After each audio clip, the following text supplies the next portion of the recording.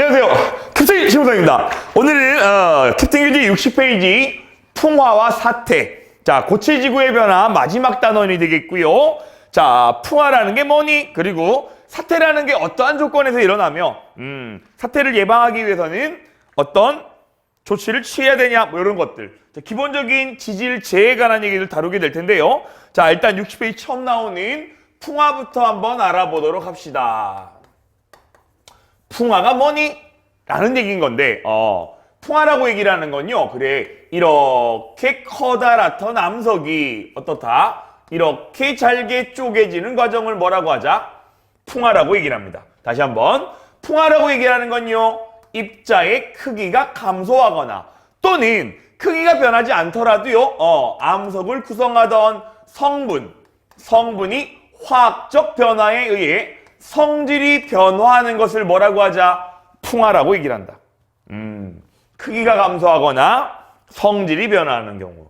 자, 그래서 우리 중학교 때부터 배워왔던 얘기가 어떤 얘기들이 있었냐면, 그래요. 변화가 일어나는 건 크게 물리적 변화와 화학적 변화로 구분할 수가 있었다. 그지? 혹여나는 노파심의 정리를 갖다 하자라면, 화학적 변화라고 얘기를 하는 건요, 말 그대로 화학 반응에 의해 성질이 바뀌어. 물질을 구성하던 원자들의 배열이 달라짐으로 인해 뭐가 달라지는 것? 물질의 성질의 변화를 얘기하는 거라면, 물리적 변화 같은 경우 어떻게 얘기하는 거니? 크기가 변해. 다시 말해, 입자의 크기가 작아지면 표면적이 증가한다. 표면적이 변화하거나 또는 똑같은 물질이 고체, 액체, 기체, 상태 변화하는 것들을 우리는 뭐다? 물리적 변화라고 얘기를 합니다. 이 정도는 기본적인 상식인 거니까, 그지? 자, 그래서 오늘 다루게 될 풍화라는 것도요, 크게 뭐와 뭘로 나뉘어? 첫 번째, 뭐에 관한 얘기? 기계적 풍화라는 것과 또 뭐까지요? 물질의 성질이 변하게 되는 화학적 풍화. 기계적 풍화, 화학적 풍화. 크게 두 가지로 나눠서 생각을 한번 해보도록 할게요. 자, 처음 나오는 게 기계적 풍화라고 나오는 건데, 자, 기본적인 기계적 풍화. 뭐 어떤 얘기가 있냐면요. 동결작용에 의해 풍화가 일어날 수 있다라고 얘기를 합니다. 동결작용. 자, 동결작용은 뭐니? 자, 말 그대로요. 물 분자가 뭐 한다? 응고된대. 자, 물이 응고된다는 얘기는 뭐다? 액체가 고체로 상태 변함을 얘기하는 거고요. 보통의 물질들과 다르게 물 분자는 뭐다? 수소결합하는 분자이기 때문에 물 상태가 얼음, 고체 상태로 변할 때 육각결정을 형성하기 때문에 상대적으로 부피가 어떻게 됩니까? 늘어나게 되는 거지, 그지? 자, 그래서 물이 응고함으로 인해 이런 얘기들이 있었지, 그지? 이렇게 암석이 있었는데, 커다란 암석이 있었는데, 암석의 빈틈 사이로 뭐가요? 이렇게 물이 흘러들어가. 다시 한번. 이렇게 절벽이 있었다고 칩시다. 근데 틈 사이에 어떻게 되니? 물이 흘러들어가 물이 응고가 일어난다, 그지? 물 같은 경우는 응고가 일어난다라면 물의 부피가 어떻게 된다? 증가하겠죠. 부피 팽창에 의해 뭐가 일어나니? 이런 표현을 씁니다. 쐐기작용이 일어나. 쐐기작용. 쐐기작용이 뭡니까? 빈틈을 벌리는 작용을 쐐기작용이라고 얘기하지, 그지? 여기 이렇게 스며들었던 물이 응고함으로 인해 부피가 이렇게 커짐으로 인해 어떻게 된다? 커다란 바위 덩어리가 떨어져 나가게 되겠네. 이렇게 떨어져 나가게 되겠고, 떨어져 나간 결과 커다란 바위 덩어리가 떨어진 결과 잘게 부서져 어떻게 아래쪽에 돌 무덤이 생기게 되지. 이러한 돌 무덤, 물의 동결작용에 의해 생기는 돌 무덤을요, 우리는 뭐라고 하자? 테일러스라고 얘기를 합니다. 테일러스. 물의 응고, 물이 얼게 됨으로 인해 부피 증가에 의한 쐐기작용으로 만들어지는 테일러스까지. 됐습니까? 자, 또 두 번째. 기계적 풍화는 어떤 게 있니? 자, 앞서 우리 이미 다뤘었다고. 뭐에 의해서? 압력 감소에 의해서도 뭐가 일어나? 기계적 풍화가 일어날 수 있다. 기억납니까? 어떤 것들? 우리 지난 시간에, 지지난 시간이다, 그지? 아름다운 한반도 암석 다룰 때, 그지? 마그마 관입에 의해 만드는 함석 뭐라 불렀니? 마그마 냉각의 함석 화성암 중에서도요 땅속 깊숙한 곳에서 마그마 관입에 의해 일어나는 것보다 심성암이라고 얘기했었지. 그래서 땅속 깊숙한 곳에 있을 때는 어땠었니? 이렇게 땅속 깊숙한 곳에 있을 때는요 압력이 크게 작용했지만 풍화 침식에 의해 이렇게 내리고 누르고 있던 산체가 낮아진다라면 얘를 누르고 있던 압력이 감소함으로 인해 어떻더라? 이렇게 무슨 작용? 박리작용이 일어났었다. 그지? 박리작용에 의해 암석이요 판 모양으로 쪼개지는 현상 뭐라 불렀니? 압력 감소, 박리작용에 의해 만들어지는 뭐요? 판상전리까지. 판상전리, 화강암돔, 중생대 심성암 기억납니까? 자, 그래서 심성암이 압력 감소에 의해 박리작용이 일어난다라면 판상전리가 만들어질 수 있겠다까지. 동결작용, 압력 감소. 자, 다음에 또 어떤 얘기도 있냐면요. 결정작용이라는 것도 있대. 결정작용. 자, 결정작용이라는 게 어떻게 보면 물의 동결작용과 좀 비슷하다고 볼 수 있긴 합니다만은 자, 어떤 것들. 이렇게 암석이 있는데 얘가 뭐다? 여감이라고 칩시다. 여감이라면 군데군데 뭐가 박혀요? 이렇게 자갈이 박혀 있는 거지, 그지? 그러면 아무래도 자갈 같은 입자가 큰 놈이라면 어떻게? 빈틈이 많을 테니까 물이 이렇게 흘러들어갔는데 문제는 물이 동결작용에 의해 쐐기작용이 일어날 수 있겠지만 물이 얼만큼의 온도가 낮지 않다라면 어떤 현상? 시간이 지나 건조한 기후에서 물이 증발해버린대. 자, 그러면 물이라는 놈은 뭐라 그랬냐? 우리 일단은 처음 시간에도 얘기했다만 뛰어난 용매로 쓰인다고 얘기했었지. 갖가지 이온 또는 광물질들이 물에 녹아있는 상태에서 물이 뭐한다? 증발해서 날아가 버린다라면 어떻게 되니? 물에 녹아있던 이온들이 결합함으로 인해 이렇게 결정이 만들어지겠다고. 아주 쉬운 예. 그래요. 소금물을 입혔는데 소금물을 증발시켜버린다라면 뭐 남니? 하얀 소금알갱이가 남게 되는 거지, 그지? 이처럼 결정이 발생한다고. 결정 발생. 다시 한번. 동결작용은 뭡니까? 물이 증발에 의해 날아간 결과 뭐가 만들어진다고요? 광물의 결정이 만들어지겠다. 다시 또 어떻게 해요? 물이 또 이렇게 스며들어가지고요. 뭐 하게 돼? 결정이 만들어진다라면 마찬가지. 물이 얼어서 쐐기작용이 일어나는 것처럼 어떻다? 쐐기작용이 일어나 여기 있던 자갈이 어떻게 되니? 툭 하고 빠져나가 버리겠지. 그 결과 움푹 패인 자국이 남게 되겠다. 그지? 자, 그래서 물의 증발에 의한 광물 결정에 의한 쐐기작용. 이렇게 해서 만들어진 게 바로 뭡니까? 전라북도 마이산. 마이산에 있는 뭐다? 타포니까지. 자, 그래서 동결작용도요. 압력 감소에 의한 것도 결정작용도 마찬가지. 전부 다 뭐가 돼? 암석, 광물의 성질의 변화가 아니라 물리적인 힘에 의해 쪼개지는 과정. 통틀어서 뭐라 부른다고요? 기계적 풍화라고 얘기할 수 있겠다. 기계적 풍화. 됐습니까? 자, 그러면 이러한 기계적 풍화가 잘 일어나기 위해서는 어떤 조건들을 만족해야 되겠니? 라는 얘기인 건데 기계적 풍화가 잘 일어날 수 있는 조건. 자, 기본적으로 뭐 해야 되니? 물이 얼어야 돼. 또 아울러 물이 증발이 잘 일어나야 되겠죠. 따라서 어떨수록 한랭하고요. 건조한 기후일수록 기계적 풍화가 더 잘 일어나겠다라고 생각할 수 있겠습니다. 자, 한랭 건조한 기후일 때요. 기계적 풍화가 잘 일어나. 동결작용, 압력감소, 결정작용까지. 자, 그러면 대표적인 한랭 건조한 지역이 어디니? 한랭 건조한 지역이 바로 뭐다? 고위도 지방인 극지방이 있을 수 있겠고요. 또 아울러 저위도 지방이라 하더라도 뭐다? 고산지대라면 한랭 건조한 기후로 인해 이러한 기계적 풍화가 잘 일어날 수 있을 거야. 또 아울러 어디까지요? 상대적으로 일교차가 큰 사막 같은 경우에서도 뭐 우리 일반적으로 사막이 뭐 덥다라고만 생각하기 쉬운데 일교차가 크기 때문에 밤 같은 경우는 기온이 아주 낮게 떨어지게 된다고. 이러한 환경들에서요 지금 언급한 기계적 풍화가 일어날 수 있겠다. 풍화, 기계적 풍화. 정리 끝! 자, 이어서 기계적 풍화에 이어 우리는 뭔 얘기까지? 그래요. 화학적 풍화에 관한 얘기도 한번 다뤄보도록 할게요. 화학적 풍화는 뭐예요? 라는 얘기인 건데 뭐라 그랬니? 화학 반응에 의해 성질이 달라지는 걸 얘기한다고. 자, 그래서 화학적 풍화 첫 번째 우리 이미 다뤘던 얘기입니다. 뭐에 관한 얘기가 나오니?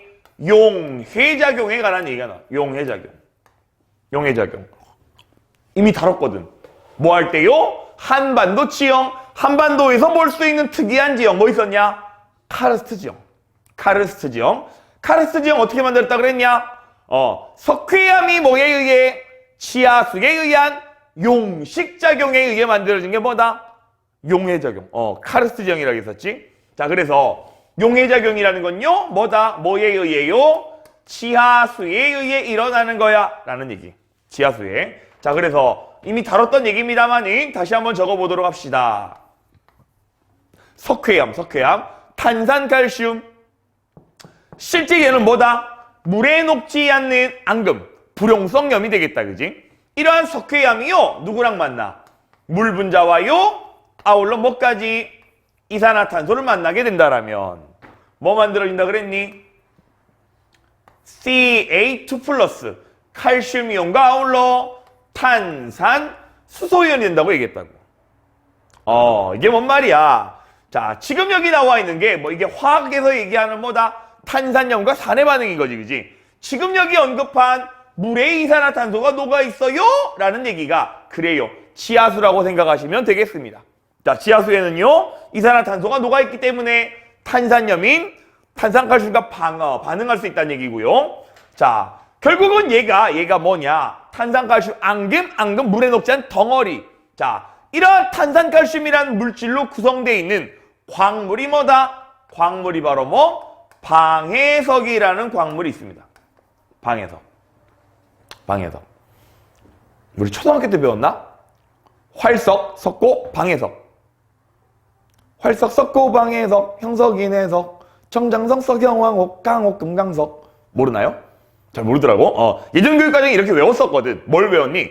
광물의 굳기, 단단한 정도 가지고. 그래서 방해석은요, 활석, 석고, 다음으로 물은 광물. 자, 이러한 방해석이라는 광물이 뭉쳐서 된 암석이 뭡니까? 바로 우리가 잘 알고 있는 석회암이라는 거. 석회암. 뭐 기본적으로 그런 얘기는 했었잖아. 암석이라는 게요, 광물이 뭉치면 암석이 되는 거고 여러 종류의 원소가 뭉쳐서 광물이 되는 거야. 그래서 원소가 뭉쳐 광물이 뭉쳐서 암석이 되는 거였는데 석회암이라는 암석이 뭐다? 방해석이라는 광물이 주성분인 거고요. 방해석이라는 광물에는요, 탄산칼슘이 들어있다. 이렇게 기억하시면 되겠습니다. 또 아울러 석회암은요 뭐다? 접촉 변성에 의해 뭐가 되니? 대리암이 될 수도 있겠다. 자, 그래서 기본적으로 뭡니까? 방해석, 석회암, 대리암 같은 경우는 뭐랑 반응하니? 지하수에 의해 용식작용이 일어날 수 있는 놈이구나. 이 정도는 좀 기억을 해두도록 할게요. 그래서 이렇게 암석 덩어리가 지하수에 녹아 뭐 돼버렸냐? 물에 잘 녹아버리는 이온으로 변신된 거지. 그 얘기는 멀쩡하던 암석이 지하수에 녹아 뿅 사라졌다는 얘기라고. 그래서 이런 얘기 했었잖아. 이렇게 암석이 석회암지대가 있는 건데 지하수의 용식에 의해 이렇게 구멍이 뚫려 뭐 만들어졌니? 그래요. 석회 동굴이 만들어지는 과정이 되겠다. 이러한 반응이. 반면 물에 녹아있던 칼슘이온 또는 탄산수 이온들이 결합해서 이렇게 역반응이 일어날 수 있죠. 역반응이 일어나면 어떻게 된다 그랬냐? 지하수가 석회동굴에 똑똑똑 떨어진 결과 역반응에 의해 다시 뭐 만들어져? 탄산칼슘이 만들어진다라면 없던 암석이 생겨나는 거지, 그지? 그래서 바닥에서 새순처럼 솟아 올라오는 걸 뭐다? 석순이라고 얘기했었고요. 천정에서 이렇게 대롱대롱 매달린 걸 뭐라 그랬니? 딸랑딸랑 종유석. 석순가요? 종유석. 자라 만나. 뭐 돼버렸니? 기둥이 돼버렸어. 뭐라고 불렀니? 석주라고 불렀다고. 자, 그래서 이러한 역반응에 의해 만들어지는 게 종유석, 석순, 게다가 뭐까지? 석주까지. 종유석, 석순, 석주까지. 자, 그래서 우리는 이런 얘기도 표현합니다. 뭐다? 지하수에 의한 용식작용이라고 얘기를 하는데, 잘 봐. 어디까지나 용에 대해 침식된 거는 뭐다? 석회동굴 만들어지는 과정은 지하수에 의한 침식작용이라 볼 수 있겠다만, 반면 역반응, 없던 돌덩어리가 생겨나는 거는 뭐다? 지하수에 의한 퇴적작용이야 라고까지도 구분할 수 있겠습니다. 정반응, 역반응에 따라서. 되겠니? 어쨌든 뭐 화학적 풍화라는 게 뭐다? 화학 반응에 의해 일어나는 거니까 딱 보란 듯이 화학 반응식까지 주어졌다는 얘기는 의심할 여지 없이요 화학적 풍화가 되겠다. 됐습니까? 오케이. 두 번째, 용해작용. 다음 나와야 될 게 좀 쉬운 얘기다, 그지? 뭐니? 산화작용도 있어요. 산화작용. 자, 산화라는 게 뭐니? 자, 뭐 화학 공부 많이 한 친구들 알겠지만 아주 간단하게만 얘기를 합시다. 뭐 지구에 다루는 화학 얘기는 상식적인 얘기인 거니까 산화라는 게 뭐예요? 그냥 산소와 결합하는 반응이야, 산소와 화합하는 반응이야 정도만 아시면 될 테고요. 뭐 대표적인 산화작용이 지구에 가장 많은 성분 중에 하나인 뭐다? 철이라는 원소가 누구랑? 공기 중에 산소 분자랑 결합한 결과 뭐 만들어지니? Fe2O3가 만들어질 거야. 요 정도. 그래서 결국이 철이라는 광물이요 어떻게 됐니? 산화철. 적철석으로 바뀌어버리는 거. 요게 뭐더라? 산화작용이야. 뭐 개수 따위는 화학이나 줘버리고 중요한 건 뭐다? 산소와 화합하는 게 뭐다? 산화작용. 그럼 당연히 여기 나와 있는 얘랑 성질이 같아요? 달라요?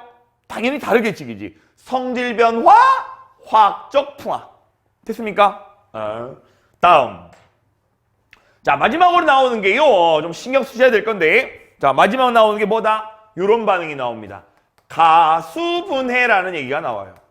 가수분해. 자, 용해작용, 산화작용, 가수분해까지를 합쳐가지고요. 우리 뭐라 불러? 화학적 풍화라고 부른다. 그럼 가수분해는 뭐예요? 가수분해. 자, 뭐 교재 정확하게 나와 있다, 그지? 캡틴 교재 61페이지 뭐라고 나와 있니? 물 분자가 반응하며 나오는 수소이온이나 수산화이온이 광물 구성한 이온과 치환되는 작용. 어려워. 됐고요. 자, 우리는 이 정도만 기억합시다. 뭐 캡틴 교재에는 뭐라고 나와 있냐? 가수분해 화학 반응식이 쭈르륵 나와 있지, 그지? 됐어. 자, 다른 건 모르겠고요. 자, 봐봐. 여기 나오는 이 화학 반응식 정도는 우리가 뭐다? 기억하고 있어야 됩니다. 워낙에 자주 나오는 거니까. 석회동굴, 종유석, 석순, 석주 만드는 반응. 그럼 얘는 무슨 반응이다? 용해작용이야. 자, 또 산화작용은 뭡니까? 산소와 결합하는 반응일 테니까 한눈에 구분이 가능하겠지, 그지? 그래요. 쉬워. 가수분해는요, 용해작용 아니고 산화작용 아니면 전부 다 뭐다? 가수분해라고 생각해도 무방합니다. 왜? 주로 문제가 나오는 건 요 세 가지밖에 안 나오기 때문에. 자, 그래서 뭐 교재에는 다양하게 적혀 있습니다만은 우리는 요 정도만 아시면 됩니다. 뭘 아셔야 돼? 앞서 우리 지하자원 할 때 다 다룬 얘기긴 합니다만은 잘 보자. 정장석이라는 광물이 있대요. 정장석이란 광물이 있는데 이러한 정장석이란 광물이 무슨 반응이래? 가수 물 분자가 끼어들어 반응이 일어난다라면 뭘로 바뀔 수 있다? 그래. 뭘로요? 고령토로 풍화될 수 있겠구나. 다시 한번. 정장석이요. 물의 가수분에 의해 화학적 풍화가 일어나면 뭘로 바뀌어? 고령토로 바뀌는구나. 이 정도만 아시면 된다고. 또 아울러 여기 이렇게 만들어진 고령토가요. 또다시 뭐다? 가수분해. 물 분자가 끼어든다라면 뭘로 바뀌어요? 그 이름도 유명하신 보크사이트로 바뀐다는 사실. 자, 이 정도만 알아두시면 되겠고요. 정장석, 고령토, 보크사이트의 관계를 좀 기억해두면 좋겠습니다. 자, 왜? 물론 화학적 풍화에서 다뤄지는 거지만 우리 뭐 할 때요? 앞서 지하자원에서 다뤄지는 얘기인 거니까. 자, 여기 나오는 석회암 같은 경우는 뭐의 원료로 쓰였니? 시멘트의 원료로 쓰였어요. 그지? 자, 여기 나오는 고령토는요, 뭐의 원료로 쓰이니? 도자기 만드는 원료로 쓰였어요. 자, 또 여기 나오는 보크사이트는 뭐의 원료로 쓰였니? 바로 알루미늄이란 금속의 원석이 되는 거였고, 금속 광물을 얻기 위해서는 보크사이트를 반드시 뭐 해야만 해? 재련 과정을 거쳐야만 되는 거야. 까지 기억하시면 되겠습니다. 됐습니까? 자, 여기서 좀 더 우리가 앞서 나가자라면 이렇게 결국엔 정장석이 고령토가 되고요, 고령토가 보크사이트가 되는 건데, 자, 정장석이 고령토로 화학적 풍화가 일어나는 것은 주로 언제? 어디에서요? 온대지방에서 주로 일어나는 풍화작용이 되겠고, 상대적으로 고령토가 보크사이트가 되는 거는 상대적으로 뭐다? 열대지방에서 주로 일어나는 화학적 풍화가 될 거예요 라는 정도. 됐습니까? 자, 이 정도. 자, 화학적인 얘기는 최대한 배제하고요, 지구과학적인 요소만 언급을 했는데, 자, 캡틴이 생각할 때 그래요, 워낙에 출제자들이 통합과학에 관한 개념들을 좋아하다 보니까 이 정도는 물 수 있지 않겠나라고 생각되는 게 어떤 부분이냐. 자, 화학 반응식이 주어졌단 말이야. 주어지지 않다 하더라도 정장석과 고령토 중에서 누가 화학식량이 클까요? 누가 분자량이 클까요? 라고 묻는다라면 우리는 쉽게 대답할 수 있어야 되겠다고. 왜? 정장석이 더 큰 분자냐? 고령토가 큰 분자겠니? 물론 화학하는 친구들은 화학 반응식을 통해 뭐 원자량을 가늠할 수 있겠습니다만은 그게 아니더라도 지금 여기 반응 자체가 무슨 반응이래니? 가수, 분해? 분해가 뭔 말이니? 커다란 덩어리를 쪼개는 반응을 분해라고 하는 거니까 분해된 결과 고령토가 만들어지고요, 고령토가 분해된 결과 뭐가 돼? 보크사이트가 되는 걸 텐 거니까 당연히 뭐다? 분해가 될수록 분자, 물질의 구성하는 기본 단위는 작아질 수밖에 없겠구나 라고 생각할 수 있겠다는 얘기. 어렵지 않은 얘기다, 그지? 됐나요? 또 게다가 정장석이 고령토, 고령토가 보크사이트가 되는데 위 반응과 아랫 반응 중에 누가 일어나기가 쉬울까요? 어느 게 더 쉽게 일어나? 위에 게 더 쉽게 일어날 거야. 뭐 가지고요? 이미 얘기했지. 주로 온대지방, 주로 열대지방에서 일어난다고 얘기했단 말이야. 상대적으로 보다 높은 온도의 환경이 주어질 때 보크사이트로 풍화가 일어날 수 있다는 얘기는 어떻다? 얘가 둘 중에 어느 것 중에 온대지방에서 일어나는 것이 온도가 덜 뜨거워도 일어날 수 있다는 거니까 보다 쉽게 일어날 수 있는 화학 반응이지 않겠니? 라는 것까지 알아두시면 더 이상 언급할 얘기가 없겠네요. 됐습니까? 자, 앞서 우리가 다뤘던 기계적 풍화 뭐 있습니까? 동결작용, 또 뭐 있냐? 압력 감소, 또 뭐까지요? 결정작용까지. 세 가지가 있다라면 화학적 풍화는 뭐 있니? 용해작용, 산화작용, 가수분해까지. 정리가 됩니까? 정리가 돼요. 자, 일단은 뭐 화학적 풍화 같은 경우는 기계적 풍화는 어떨 때 잘 일어났니? 어떨 때 잘 일어났나요? 한랭, 건조할 때 잘 일어났다라면 여기 나와 있는 화학적 풍화는 언제 잘 일어날까? 기본적으로 화학 반응이기 때문에 어떨수록 온도가 높을수록 온난할수록 잘 일어나겠고요. 또 어떻게? 용해작용도 그렇고 가수분해도 그렇고 여기 나오는 산화작용도 마찬가지야. 금속 성분이 산화되기 위해서는요, 산소뿐만 아니라 모두 필요해. 물까지도 있으면 더 잘 일어날 테니까 온난, 다습할 때 화학적 풍화가 더 잘 일어나겠구나 라고 생각할 수 있겠습니다. 온난, 다습할 때. 그러면 온난, 다습한 대표적인 지형이 어디니? 지대가 어디다? 흔히 말하는 열대지방, 고온다습. 자, 또 고온다습하지 않더라도요, 상대적으로 화학적 풍화는 어디에서 더 잘 일어나?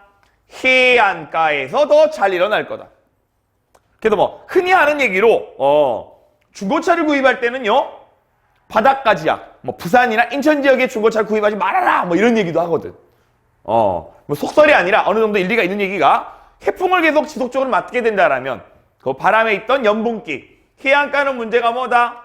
그래요, 염분기, 갖가지 이온 물질들이 녹아있는 상태에서 금속 성분들이 노출이 되게 된다라면 부식이 더 잘 일어날 테니까. 됐습니까? 정리가 되겠니? 자, 그래서 앞서 다뤘던 기계적 풍화에서도요, 뭐가 주로 작용했었니? 동결작용, 결정작용 둘 다 뭐요? 물이 작용했었지. 여기 나오는 화학적 풍화에서도요, 용해작용, 가수분해, 또 아울러 뭐까지? 산소까지. 그래서 결론을 내자라면 이렇게 풍화가 잘 일어나기 위한 조건인, 풍화는요 주로 뭐에 일어난다? 물과 공기. 공기요? 그래요, 바람이라고 합시다. 물과 바람에 의해 풍화가 잘 일어날 수 있을 거야 라는 것까지 정리가 되겠습니다. 됐습니까? 자, 기계적 풍화, 화학적 풍화. 자, 또 아울러 우리는 뭐 어떤 얘기를 할 거냐면 뭐 이런 얘기도 한대. 뭔 얘기를 할 거냐? 자, 기계적 풍화가 일어난대. 기계적 풍화가 일어난다는 얘기가 곧 뭔 얘기입니까? 곧 뭔 얘기예요? 그래, 구성하던 입자의 크기가 증가 감소, 줄어든다는 걸 얘기하는 건데, 재미난 거는 크기가, 커다란 덩어리가 이렇게 잘게 쪼개지는 게 기계적 풍화랬잖아, 그지? 근데 입자 크기가 줄어든다는 얘기는 다시 말하면 이런 표현도 쓴답니다. 뭐라고요? 표면적이 뭐 하는 거다? 증가하는 거다. 자, 외부랑 접촉하는 면적이 이렇게 돼 있는 거랑 이렇게 바뀌는 거랑 어떻게 됩니까? 표면적이 증가하는 거야. 따라서 표면적이 증가한다는 얘기는 뭐다? 화학 반응이 일어나는 속도가 더 빨라지는 요인. 따라서 기계적 풍화가 원활하게 잘 일어난다라면 모두요, 화학적 풍화도 어떻게 되겠다? 표면적 증가에 의해 더 잘 일어날 수밖에 없어. 다시 한번, 기계적 풍화는요 화학적 풍화를 도와주는 역할을 하게 된다 라고까지 정리가 되겠습니다. 됐습니까? 자, 또 일부 평가원 문제에서 어떤 게 등장한 적이 있냐 하면 이런 얘기 나온 적이 있다. 뭔 얘기냐? 자, 이렇게 육면체, 정육면체가 있대. 근데 얘는 뭐다? 한 변의 길이가 2인 정육면체인데 얘가 어떻게 해요? 기계적 풍화에 의해 어떻게 됐다? 이렇게 쪼개지게 됐다는 거야. 어떻게 쪼개졌니? 한 변의 길이가요, 요렇게 1로 줄어들게 됐대. 한 변의 길이가 1로. 자, 한 변의 길이가 1로 쪼개진다라면 어떻게 돼? 표면적이요? 얼마 증가하겠니? 라는 것까지. 표면적이 몇 배만큼 증가할까요? 물은 적이 있단 말이야. 어떻게 하라는 얘기입니까? 계산하라는 얘기지. 자, 한번 따져보자. 얘는 한 면의 길이가 2인 거니까 한 면의 면적이 얼마입니까? 한 면의 면적이 2 곱하기 2야. 근데 얘는 뭐라고요? 육면체가 될 테니까 이렇게 되겠지. 그러면 얘 같은 경우는 어떻습니까? 한 면의 면적이 1 곱하기 1이고요. 육면체가 되는 거니까 6개가 되겠지만 이러한 정육면체가 이렇게 쪼개진다라면 문제는 이러한 작은 덩어리가 몇 개 나오니? 하나, 둘, 셋, 넷, 다섯, 여섯, 일곱, 8개가 나와버리겠지. 그 결과 여기에 다시 얼마? 8을 곱해준다라면 표면적이요? 24라면 48? 그래. 한 변의 길이가 절반으로 줄어들었더니 표면적이 몇 배? 2배 증가했구나 까지도 생각할 수 있어야 되겠습니다. 됐습니까? 자, 지금까지 다룬 게 캡틴 교재 60페이지, 61페이지 뭐에 관한 얘기? 기계적 풍화, 화학적 풍화 충분히 민감히 채울 수 있으리라 믿고요. 61페이지 기출문제 변형 도전! 자, 풀어보셨죠? 61페이지 요 그림 자료는 뭐 워낙에 유명한 자료인데, 자, 일단 요 그림 자료에 좀 조심하셔야 될 거는 뭔 얘기냐? 일반적인 그래프에서는요, X축 오른쪽 갈수록 증가, Y축 값도요, 위로 갈수록 증가가 일반적이지만 얘는 반대직이지. 오히려 기온이 어떠니? 아래가 온도가 높고요. 위쪽이 낮은 거. 강수량도 마찬가지. 오른쪽이 작고요. 왼쪽이 큰 꼴이다. 그딴 얘기는 결국은 A가 뭐란 얘기니? A가 뭐예요? 고온 다습에 해당하는 걸 테고요. 오른쪽 위로 갈수록 뭐니? 한랭 건조한 게 될 거야. 요걸 좀 조심하셔야 되겠습니다. 따라서 A 같은 경우는 온난다습인 거니까 뭐다? 당연히 화학적 풍화가 우세할 테고요. B 쪽은 뭡니까? 한랭 건조한 쪽일 테니까 뭐가 돼? 기계적 풍화가 우세하겠다. 두 번째, 한랭 건조한 지역에서는요. 한랭 건조는요. 당연히 기계적 풍화. B가 우세할 테고요. 석회동굴은 석회동굴 뭐라 그랬냐? 용해작용. 지하수에 의한 용식작용이라고 했었지, 그지? 따라서 어디에서? A에서요? B에서요? 화학적 풍화. A가 아니라 A에서 더 잘 형성된다라고 고쳐야겠네요. 다음, 연평균 기온이 20도인 지역에서의 화학적 풍화 작용은 연강수량이 어떨수록? 많을수록 잘 일어나겠네. 왼쪽으로 갈수록. 이게 됩니까? 다음, 연평균 기온이 마이너스 10도. 여기에서는 기계적 풍화 작용은 연강수량이 어떨수록? 적을수록 많을수록 많은 것보다는요 적을수록 잘 일어난다고 보는 게 맞겠지. 쌤! 왜요? 여기 보세요. 얘는 적은데 오히려 매우 약한 풍화, 약한 보통. 그러면 강수량이 중간 정도일 때가 큰 게 아니에요? 맞아, 물론 맞아. 맞지만 전체적인 경향성을 따지자라면 뭐다? 강수량이 많은 것보다는 적은 게 뭐다? 기계적 풍화가 잘 일어난다고 얘기할 수 있다는 겁니다. 이게 수치적으로 그렇게 정확하게 따질 필요 없고요. 한랭 건조면 뭐다? 기계적 풍화. 온난다습이라면 화학적 풍화예요. 라고 정리가 되겠습니다. 자, 이어서 62페이지, 캡생교재 62페이지 뭐에 관한 얘기? 사태에 관한 얘기를 한번 해보도록 할게요. 사태가 뭐니? 사태가 뭐예요? 그래, 사태라고 얘기를 하는 것은 이렇게 경사면이 있을 때 경사면에서요 토양 또는 암석이 굴러내려오는 현상을 뭐라고 하자? 사태라고 얘기를 합니다. 사태. 자, 사태가 뭐다? 고화되지 않은 토양이나 암석 등이 경사면을 따라 흘러내리는 현상을 사태라고 얘기를 한대. 사태. 자, 그러면 좀 더 우리는 사태에 관해서 제대로 한번 짚어보도록 할게요. 자, 보자. 이렇게 직각삼각형을 그려놓고요. 직각삼각형. 여기 있는 요각을 뭐라고 하자? 세타라고 합시다. 자, 그러면 여기 이렇게 물체가 놓여있다라고 친다라면 결국엔 사태가 일어나니 안 일어나니 라는 얘기가 사태를 결정하는 게 바로 뭐 때문인지를 확인 한번 해보자는 얘기입니다. 자, 지금 여기서 얘 물체의 질량을 m이라고 둔다라면 뭐 물리하는 친구들 알겠지만 뭐 물리까지 안 가더라도 기본적으로 얘는 뭐 받습니까? 연직 방향으로 뭘 받아요? 중력이라는 힘을 받게 되는 거지. 중력의 힘을 받게 되는 거고요. 또 이렇게 아랫방향 힘을 받다 보니까 어떻더라? 경사면의 수직인 방향으로 내리누르는 힘도 작용할 수밖에 없겠죠. 이 내리누름의 반작용이 무슨 힘이니? 반작용이 뭐예요? 이렇게 작용하는 뭐가 된다? 수직항력이라고 부르는 힘이지. 수직항력. 중력 mg와 수직항력. 자, 그래서 이 물체는 중력과 수직항력이 작용할 때 바로바로 여기 나와 있는 중력과 수직항력을 합성한 만큼의 힘인 이쪽 방향의 힘을 받게 된다고. 그래서 중력과 수직항력을 합성한 요 알짜 힘이 바로 뭐가 되겠다? 경사면에서요 사태를 일으키는 물체를 움직이려는 힘. 뭐라 부르니? 구동력이라고 부른다고. 구동력. 자, 그래서 뭐 자세한 얘기는 나중에 하도록 하고요. 구동력은 어떻게 계산해? 구동력이라는 것. 실제 얘가 받는 중력의 무슨 성분? 사인 성분이 된다.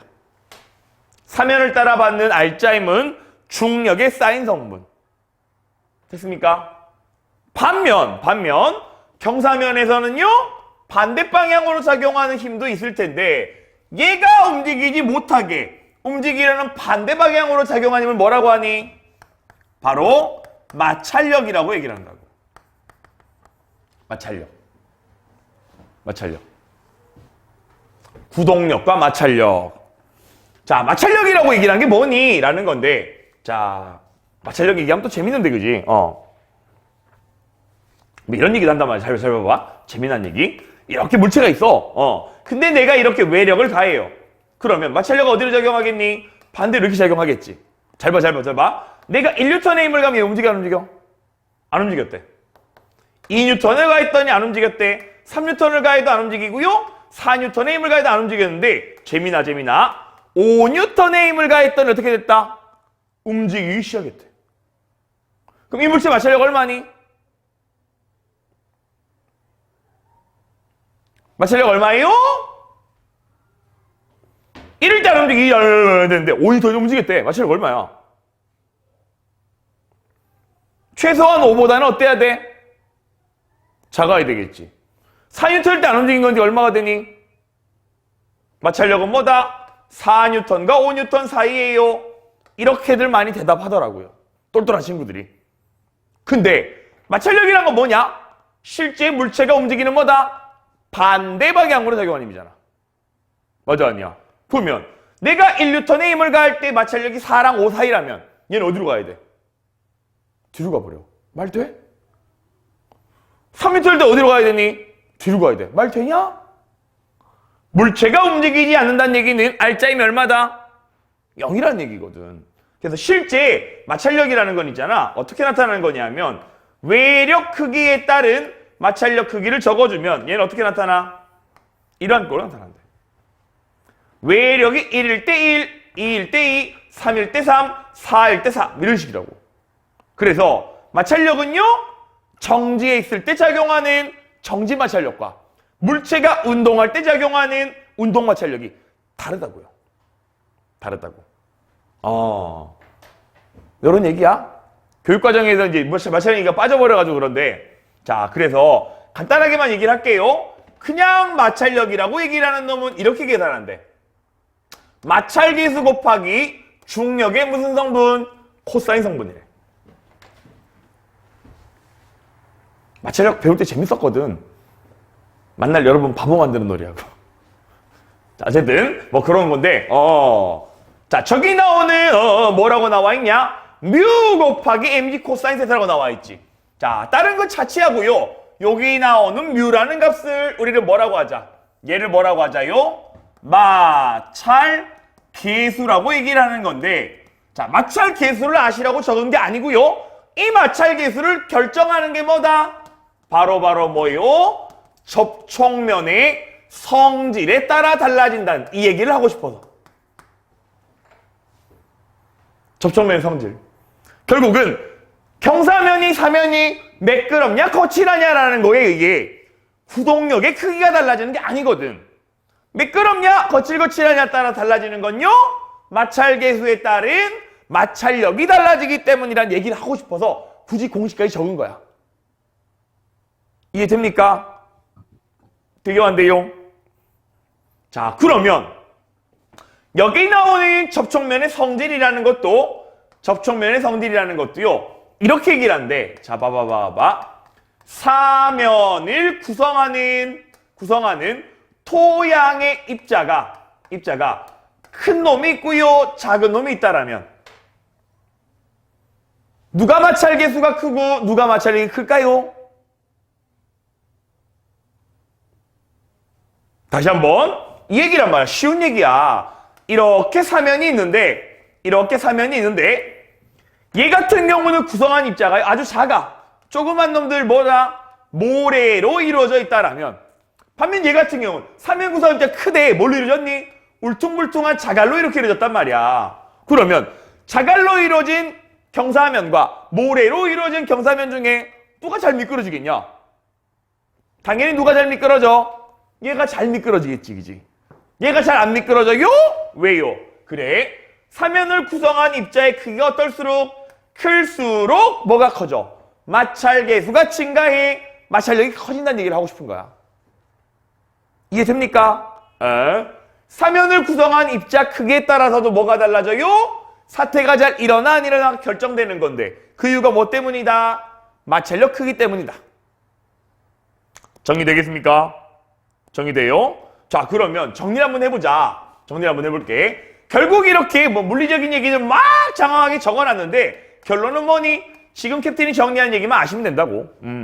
사태가 잘 일어나기 위해서는 얘기했지. 금방 뭐 나왔냐? 마찰력 나왔단 말이야. 마찰력은 커야 돼, 작아야 돼? 작을수록 사태가 잘 일어나겠지. 그래, 안 그래? 근데 이 마찰력을 결정하는 건 누구에 의해? 누구에 의해요? 사면을 구성하는 입자의 크기는 큰 게 좋은 거예요? 작은 게 좋은 거예요? 마찰력이 작으려면 입자 크기가 작을수록 마찰력이 작아 사태가 잘 일어난다는 얘기. 이해됩니까? 됐어요? 이렇게 생각하시면 되겠고 또 뭐다 영향을 주냐? 결국은 뭐다? 구동력이라는 것도 영향을 줘. 구동력이 어떨수록 클수록 사태가 잘 일어날 거 아니야. 맞아 아니야? 맞아 아니야. 구동력이 잘 일어나기 때문에 이 구동력에 영향 주는 건 뭘까요? 물론 물체의 무게가 있지만 문제는 무게가 커지면 구동력이 증가하겠지만 이 여기 나와 있는 무게라고 얘기를 하는 게 뭐에도 있니? 마찰력에도 있는 거란 말이야. 따라서 구동력이 커진 만큼 마찰력도 커지기 때문에 사실상 무게 영향보다는 뭐 영향을 많이 받니? 세타. 세타가 뭐니? 경사각. 자, 구동력, 사인 값이라는 건요. 각도의 값이 어떨수록 클수록 커지는 걸 된 거니까 결국은 어떻다? 경사각이 어떨수록요. 클수록 구동력이 커서 사태가 잘 일어날 거야. 반면 마찰력 같은 경우도 그렇습니다. 마찰력은 뭐니? 중력이 코사인 성분이었지. 코사인은 뭡니까? 각이 클수록 작아지는 거기 때문에 경사각 증가에 의해 마찰력이 감소한 효과가 나타난다고. 됐나요? 자, 그래서 사태가 잘 일어나기 위해서는 최종적으로 뭐가 영향을 준다? 경사각. 이게 결정적인 얘기가 되겠다. 아울러 뭐까지? 입자의 크기까지. 정리가 되겠습니까? 될까요? 됐냐? 지금 얘기한 게 뭐다요? 사태가 일어나니 안 일어나니 라는 얘기. 그래서 뭐 너무나 뻔한 얘기긴 합니다만은 이렇게 사태가 발생한다는 얘기는 뭔 얘기입니까? 구동력과 마찰력이 있다라면 누가 클 때 사태가 일어나니? 구동력이 커야만 사태가 일어나는 거지. 되게요, 안 돼요? 됐습니까? 오케이. 다음. 자, 이제 또 사태가 나올 때 이런 개념이 나와. 뭐에 관한 얘기가 나오냐? 안식각이라는 얘기를 하겠다. 안식각. 안식각이 뭐요? 안식각이 뭐예요? 자, 안식각. 뭐라고 적혀 있니? 경사면에서 물체가 미끄러져 내리지 않는 최대각. 다시 한번. 안식각은요, 이렇게 얘기를 한대. 사태가 발생하지 않는 무슨 각? 최대각. 최대각이 되겠다. 최대각. 사태가 발생하지 않은 최대각을 뭐라고 하자? 안식각. 그러면 이 얘기가 뭔 얘기냐? 그래요. 이렇게 경사면이 있을 때 경사면이 각도를 점점 높여가다가 사태가 안 일어나다가 여기 있던 물체가 안 미끄러져 내려가다가 쭉 경사를 올리는 순간 미끄러지기 시작했다는 얘기야. 그러면 미끄러지기 직전까지 이 각도를 뭐라고 한다고? 안식각. 발생하지 않는 최대각. 됐습니까? 점점 높여다. 근데 얘는 또 다르게 어떻게도 해석할 수 있니? 라는 얘기가 될 텐데, 자, 낮은 각에서 각도를 점점 높이다가요 사태가 일어나기 시작! 이게 뭐란 얘기니?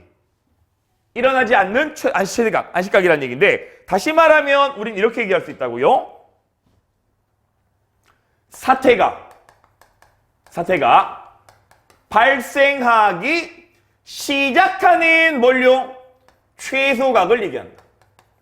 반대로 얘기한 것 같은데 다시 한번 봐봐. 이렇게 가파를 때는요. 사태가 일어나기 시작한단 말이야. 각을 점점점 낮춰서 요때 요 순간 안 일어났다라면 사태가 발생하지 않게 되는 최대각도 이때도 안 일어나지 이때도 안 일어나잖아. 안 일어나게 되는 최대각도를 안식각이라고 얘기한다고.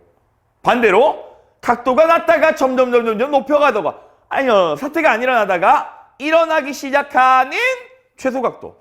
왜? 그 이유는 계속 사태가 일어날 텐 거니까. 두 개가 뭐다? 같은 뜻이라는 거. 그래서 분명 교재에는 사태가 일어나지 않는 최대각을 안식각이라고 했지만 달리 얘기해 사태가 발생할 수 있는 최소각을 뭐라고 하자? 안식각이라고도 얘기를 할 수 있어요. 라는 얘기를 한 겁니다. 됩니까? 돼요, 안 돼요? 자, 그러면 안식각이라는 개념을 배웠다라면 우린 이런 얘기도 할 수 있겠네. 잘 봐봐. 안식각이랑 실제 경사각이 있다라면 둘 중에 안식각과 경사각 중에 안식각이 더 크대. 그러면 사태가 일어나요, 안 일어나요? 이해하시면 된다. 안식각이 뭐였니?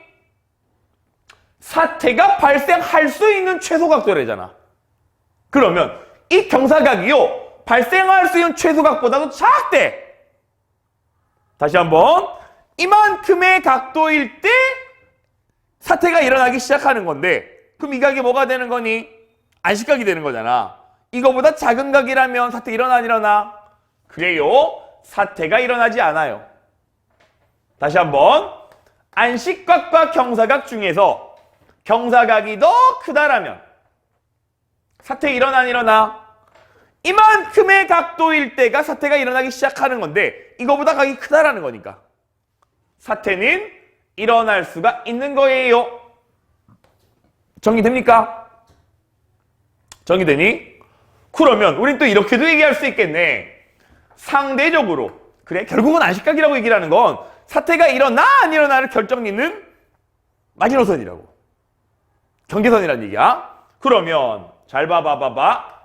안식각이 커다란 사면과 작은 사면이 있다라면 누가 사태가 더 잘 일어날까요? 사태가 잘 일어나기 위해서는 안식각이 어때야 되니? 커야 돼? 작아야 돼? 작을수록 사태가 잘 일어나겠구나. 이렇게 정리하시면 되겠습니다. 됐습니까? 사태와 안식각에 관해서 정리하고 있습니다. 자, 그 다음에 우리는 이런 얘기도 한번 해보자. 어릴 때 한 번쯤은 뭐다? 모래성을 쌓아봤지, 그지? 모래성을 쌓을 때, 자, 마른 모래 가지고요, 모래성을 쌓아. 그러면 이렇게 평면이 있다라고 치면 마른 모래로 모래 쌓으면 어떻게 됩니까? 이렇게 나타날 거야. 자, 이렇게 나타나. 이것보다 더 가파르게 쌓을 수 있니 없니? 없어. 왜? 더 가파르게 쌓으면요 흘러내려 버릴 테니까. 그 얘기는 지금 이렇게 모양이 유지가 된다는 얘기는 현재는 사태가 일어나 안 일어나? 안 일어난다는 얘기거든. 다시 말해 요때 요 각도가 뭘 의미하는 거니? 사태가 일어나지 않을 수 있는 뭐다? 최대 각도를 의미하는 거지. 결국 얘가 뭐가 되겠다? 마른 모래로 모래성을 쌓았을 때 안식각이 된다는 얘기야. 이해합니까? 자, 근데 우리가 어릴 때 모래성을 보다 높게 쌓기 위해서는 어떻게 했습니까? 어떻게 했니? 마른 모래에다가요 뭘 부어? 물을 붓게 돼. 애들은 모래 쌓기를 그렇게 좋아하더라고. 바닷가 놀러 가면 캡틴은 바빠 죽어요. 왜? 맨날 양동이로 바닷물에서 퍼와야 돼. 모래성 높게 쌓는다고.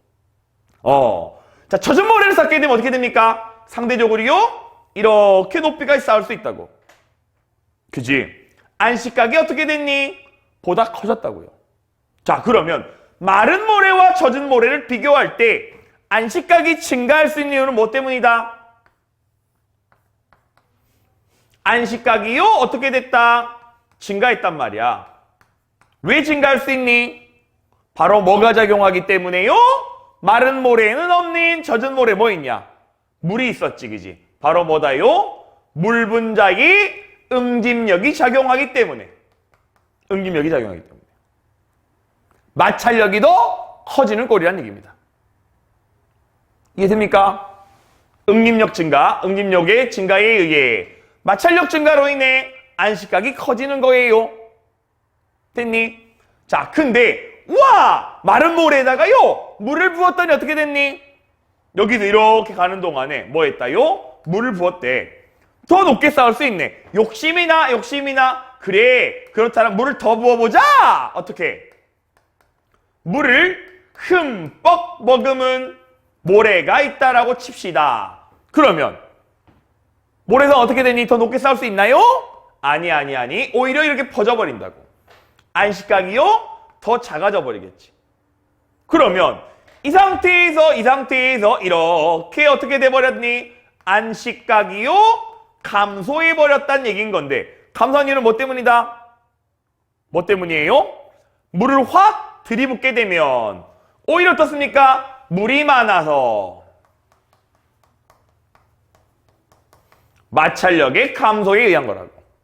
물론 여기 나온 건 뭐다? 물 분자 응집력에 의해 뭐가 증가한다고요? 마찰력이 증가해서 일어나는 거라면 얘는 마찰력 감소에 의해 안식각이 줄어드는 거야. 까지 정리가 되겠습니다. 됐습니까? 지금 얘기하고 있는 게 뭐다? 62페이지 사태와 안식각. 게다가 물의 함량에 따른 안식각의 크기 변화. 또 아울러 이미 얘기했었잖아. 우리 위에서 뭐 얘기했냐? 사면을 구성하는 입자에 따른 사태가 일어나는 정도. 요것도 얘기했었지, 그지? 그렇다면 여기도 우리 또 이렇게도 정리할 수 있겠네. 뭐에 관한 얘기? 자, 결론은 물의 함량은 어떨수록 적당한 게 안식각이 큰 거야. 왜? 물 분자 응집력으로 인한 마찰력 증가로 인해. 정리되겠니? 그러면 입자 크기는 우리는 뭐라고 생각할 수 있을까요? 입자 크기는 사면을 구성하는 입자의 크기가 어떨수록 클수록 마찰력이 어떻게 된댔니? 증가 안 됐지. 얘기했잖아. 따라서 안식각이 어떻게 될까요? 증가할 거야. 까지 정리가 됩니다. 물의 함량과 사면을 구성한 입자의 크기에 따라 안식각이 결정되고요. 그 안식각이 크냐 작으냐에 따라서요. 사태가 잘 일어나? 잘 일어나지 않아까지 얘기할 수 있습니다. 자, 우리는 좀 더 앞서 나가서 조금 예습을 하자라면 뭐 좀 생뚱맞은 얘기로 들을지 모르겠는데 이런 얘기도 한대. 자, 사면의 구성 입자 크기가 어떻게 된대? 이렇게 커진다고 얘기했지. 그러면 분명 안식각이 커져서요. 사태가 잘 안 일어나는 효과가 있어. 요거는 뭐다? 고체 지구 변화에 다룬 내용일 텐데 수능 문제는 뭐다? 앞뒤다는 석경 문제가 나오기 때문에 이런 얘기. 사면의 구성 입자 크기가 크다는 얘기는 잘 봐봐. 작은 입자들이 이렇게 옹기종기 모여 있는 것보다는 좀 더 크게 그릴까요? 요렇게 모여 있는 것들보다는 커다란 입자들이 모여 있을 때 뭐가 커지니? 입자 틈틈 사이에 빈 공간이 어떻습니까? 얘보다 얘가 훨씬 커지는 거지. 그래서 사면 구성한 입자의 크기가 커지면 우린 이런 표현을 씁니다. 뭐다요? 입자 빈 틈틈 사이에 빈 공간, 공극이 커진다라고 표현합니다. 공극이라는 표현을 씁니다. 그러면 공극이 커지게 되면 어떤 결과가 나타나? 상대적으로요? 뭐다?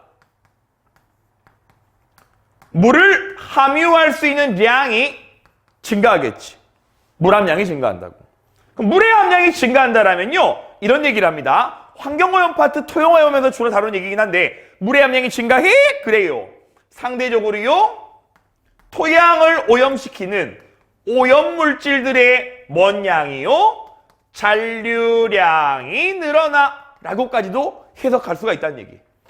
결국은 토양오염시키는 물질들이 물에 용해된 상태로 공극에 틈틈이 끼어들어 있기 때문에 오염물질들이 토양을 지나갈 때 많이 잔류함으로 인해 오히려 어떻게 됩니까? 토양오염에 의한 피해를 더 가속화시킨다라는 얘기까지도 이어지는 얘기라고요. 토양 입자 크기, 사면의 입자 크기에 따라서. 됐습니까? 이 얘기는 토양오염과 다시 한번 얘기를 하도록 하겠습니다. 자, 일단 여기까지 62페이지 사태와 안식각 정리 끝! 자, 이어서 캡틴교지의 63페이지 뭐에 관한 얘기? 사태의 종류에 관해서 얘기를 한번 해보도록 할게요. 사태의 종류. 자, 사태의 종류는 어떤 것들이 있냐? 뭐 직관적으로 그림에 잘 나와 있다, 그지? 그림이 잘 나와 있는 것처럼. 자, 뭐 어떤 게 있어요? 낙하. 자, 낙하라고 얘기를 하는 건 뭔 얘기냐? 이렇게 일단 그림 낙하라는 거는 이렇게 가파른 곳에서 뭐 하게 된다? 커다란 암석이 뭐 하게 돼요? 떨어지게 되는 걸 얘기하는 거야. 그 결과 뭐니?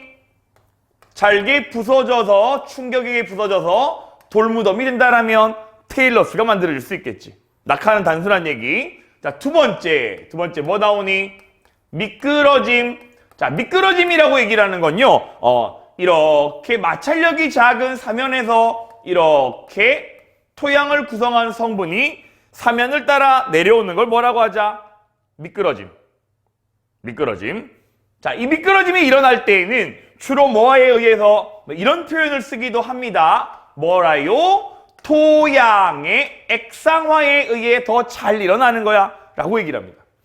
토양 액상화. 토양이란 건 당연히 뭐다? 고체 성분인 건데 마치 액체처럼 유동성이 커지는 걸 뭐라고 하자? 액상화라고 얘기를 합니다. 액상화. 그래서 미끄러짐이 일어날 수 있겠고 또 뭐 있니? 함몰.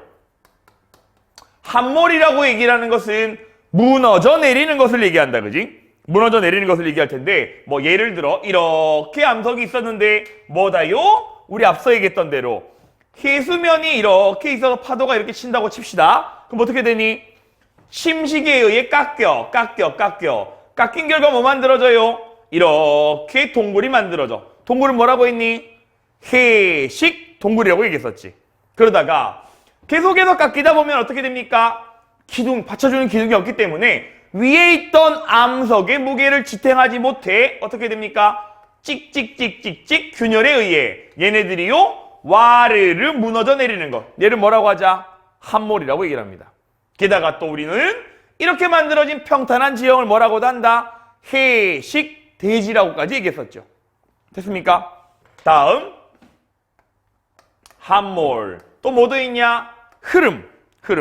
자, 흐름이라고 얘기를 하는 건요. 보통 이렇게 얘기를 합니다. 흐름은 주로 뭐에 의해? 토성류의 흐름이 주가 될 거야 라고 얘기를 하는데 토성류, 흙, 토, 돌석. 흙과 돌이요 흘러가는 현상 뭐라고 하자? 토성류. 쉽게 말해 토양을 구성하던 흙이 물을 많이 머금게 되어 흐르는 현상. 토성류라고 얘기를 합니다. 됐습니까? 마지막 뭐까지요? 자, 중요한 얘기가 나오는데 왜 중요하니? 아주 자주 기출되기 때문에 포행까지. 사태의 종류는 이라는 것들이 있는데 자, 포행이라는 게 뭐냐라는 얘기다, 그지? 자, 볼게요. 이렇게 사면이 있어. 사면이 있는데 새벽 같은 경우 한랭한 지역에서 새벽에 잘 봐요. 원래는 물알갱이가 요렇게 조그맸지, 그지? 조그맸고요. 물이 좀 크게 그려볼게. 요렇게 물 분자가 있었는데 물 분자 위에 뭐가 있었다? 토양 알갱이가 요렇게 흙알갱이가 떠 있었단 말이야. 붙어 있던 건데 문제는 뭐가 돼? 새벽녘에 물이 얼게 되면 물 분자는요 다른 물질들과 다르게 뭐 하게 돼? 액체에서 고체로 응고된다라면 부피가 어떻게 됩니까? 이렇게 얼어가지고요 팽창하게 될 거야. 그지? 좀 과장해서 그린 겁니다. 그 결과 어떻게 되냐? 여기에 있던 모래 알갱이가 이렇게 사면의 수직인 방향으로 공중부양을 하게 되는 꼴이 된다고. 그러다가 대낮에 햇빛 쨍쨍 받게 된다라면 이렇게 얼어있던 물이 다시 어떻게 됩니까? 부피가 이렇게 작아지게 될 거란 말이야. 그러면 이런 상황에서 여기 떠있던 모래알갱이는 올라왔던 대로 사면에 수직인 방향으로 내려가지 않고요. 중력의 영향을 받아 어떻게 되니? 연직 방향으로 이렇게 낙하하게 될 거라고. 그 결과 모래알갱이 어디와? 여기로 옮겨오는 꼴이지. 또 한 번 여기 있던 물알갱이가요. 얼어가지고 다시 얘가 어떻게 됩니까? 부양하게 되겠고 얼음이 녹게 된다라면 다시 어떻게? 연직 낙하해가지고 이렇게. 그 결과 위에 있던 모래알갱이가 아주 느린 속도로 조금씩 사면을 따라 흘러내려가는 현상. 얘를 뭐라고 하자? 포행이라고 얘기를 합니다. 포행. 자, 포행에 있어서 기본적으로 선결되어야 될 조건은 포행이 일어나기 위해서는 반드시 뭐 해야 되니? 물이 얼었다가 녹았다가 반복해야 돼. 따라서 반드시 어디에서만? 한랭한 지역에서만 가능하다는 얘기. 또 아울러 물이 얼어요 녹아요에 의해서 일어나기 때문에 한랭해야 되고요. 또 아울러 우리는 뭐다? 아주 느린 속도로 일어나는 거야. 이 두 가지를 기억하셔야 됩니다. 포행은 물이 얼었다 녹았다 아주 느린 속도로 사면을 따라 조금씩 이동하는 현상을 얘기한다. 물이 얼기 위해서는 반드시 뭐 해야 돼? 한랭한 지역. 얼었다 녹았다 아주 느리게 일어난다. 정리되겠습니까? 그래서 이러한 포행이 일어나는 사면 같은 경우는 자, 잘 봐봐.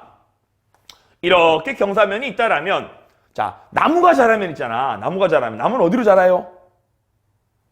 항상 어디로 자라? 뿌리 같은 경우는 어디에? 중력 방향대로 이렇게 자라게 되겠지만 줄기나 잎 같은 경우는 어딜 향해 자라? 중력의 반대 방향. 음성굴지성이라고 얘기를 합니다. 이렇게 자라는 게 정상적인 나무란 말이야. 그치? 근데 문제는 나무가 자라는 동안 뭐 일어나? 여기에 있던 토양 입자들이 아주 느린 속도로 뭐 하게 된다고요? 포행이 일어난다라면 나무가 자라면서 토양의 포행에 의해 뿌리가 이렇게 나 있다 하더라도요. 얘가 어떻게 자라? 이렇게 휘어 자란다고. 왜? 포행에 의해. 토양이 어떻게 이렇게 쓸려 내려가기 때문에. 느린 속도로. 따라서 나무가 휘어 자라되 나중에서는요. 뭘 따라서요? 중력의 반대 방향으로 이렇게 자라서 나무가 굽어 자라는 형태로 나타난다. 자, 그래서 조금 이따 문제 풀어보시면 아시겠지만 그림을 보되 나무가 이렇게 굽어 자라요? 라는 얘기는 뭐가 일어나는구나? 아, 포행이 일어나고 있구나. 다시 말해 나무가 이렇게 굽어 자라는 곳은 포행이 일어날 수 있어? 라는 얘기는 곧 뭐구나? 온난한 지역이 아니라 물이 얼었다 녹았다가 반복되는 최소 한랭한 지역이겠구나 라고까지 유추가 가능해야 됩니다. 어려운 얘기는 없죠? 정리되겠습니까? 사태의 종류. 자, 사태의 종류는 이렇게 결국은 사면을 따라 토양이 내려가는 방법에 따라 이렇게 구분할 수 있는데요. 또 이렇게 말고 또 다르게 사태를 구분하는 방법이 있기도 하대. 그 중에 하나가 뭐 있냐면 이렇게도 구분한답니다. 뭐다? 유동이라는 표현을 씁니다. 유동. 흐를 유, 움직일 동. 자, 유동과 뭘로 나눠? 미끄러짐으로 구분하기도 한대. 유동과 미끄러짐. 자, 유동과 미끄러짐을 구분한 게 뭐냐면 잘 봐봐. 미끄러짐 같은 경우는요. 이렇게 사면이 있다라면 그냥 여기 떠 있는 놈이 어떻게 되니? 이렇게 미끄러져 내려간다고. 그 결과 여기 나와 있는 사면의 경사각이 변해 안 변해? 안 변한다고. 안 변하는 거. 근데 유동이라는 건 뭐니? 라는 얘기인데 자, 똑같이 이렇게 사면이 이렇게 나와 있다라면 원래 안식각이 이만큼이었거든. 근데 유동 같은 경우는요. 사면을 구성하고 있던 많은 양의 토양이 동시에 흘러내려. 그 결과 어떻게 됩니까? 여기 나와 있던 경사 사면의 경사각이 이렇게 어떻게 돼버려? 변해버린다고. 자, 그래서 유동과 미끄러짐을 구분하는 기준. 여기 나와 있는 사면을 구성하는 토양의 내부 구조가 변화하냐 안 하냐. 하나냐에 따라서 구분할 수도 있겠고 또 다르게 표현하기로는 결국은 뭐다? 사면의 경사각 변화가 있나요 없나요? 있어요, 없어요라고도 구분할 수 있다는 얘기. 유동에 의한 사태, 미끄러짐에 의한 사태라고도 구분해서 얘기를 합니다. 게다가 또 여기 나오는 유동의 대표적인 게 바로 뭐 있니? 금방 얘기했던 흐름. 여기 나와 있는 흐름과 토속류 같은 경우 또 아울러 뭐까지? 포행까지.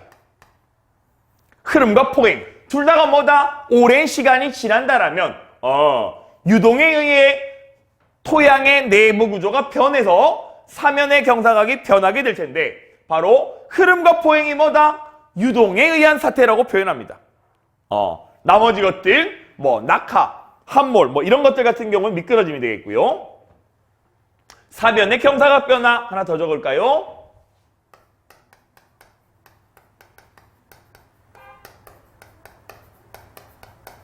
토양의 내부 구조 변화가 있냐 없냐까지. 그래서 흐름과 포행을 잘 구분하셔야 될 텐데 흐름과 포행. 자, 기본적으로요. 흐름은 어떠니? 물의 양을 따지면 흐름은 어떠냐? 토성류 물이 어때야 된다? 많아야지 일어나는 게 흐름이라면 포행 같은 경우는요. 아주 작은 물 분자가 얼었다가 녹았다가 반복되기 때문에 물의 양이 많을 필요가 없다고요. 물의 함량, 토양의 물의 함량도 차이가 나겠고 또 결정적인 건 모두 차이가 나니 흐름과 포행이 일어나는 속도가 엄청나게 차이 나지요. 흐름 같은 경우는 토성류, 집중호우 등에 의해서 토양의 사면이 많은 물을 한꺼번에 머금게 된다면 쭈르륵 마찰력 감소에 의해 속도가 아주 빠르게 일어나는 거라면 그래서 흐름에 의한 사태가 일어난다면 인명, 재산의 피해가 크겠지, 그지? 반면 포행 같은 경우는요. 물이 얼었다 녹았다 어떻다고요? 속도가 아주 느린 거예요. 이렇게 구분하시면 되겠다. 또 아울러 얘네들이 일어날 수 있는 조건을 따지자라면 흐름 같은 경우는 주로 뭐에 의해? 집중호우에 의해 일어난다라면 포행 같은 경우는 어떻게? 뭐에 의해? 물의 동결작용과 동결의 반대, 융해에 의해 일어나게 될 거야. 그래서 결국은 얘는 뭐 해야 돼요?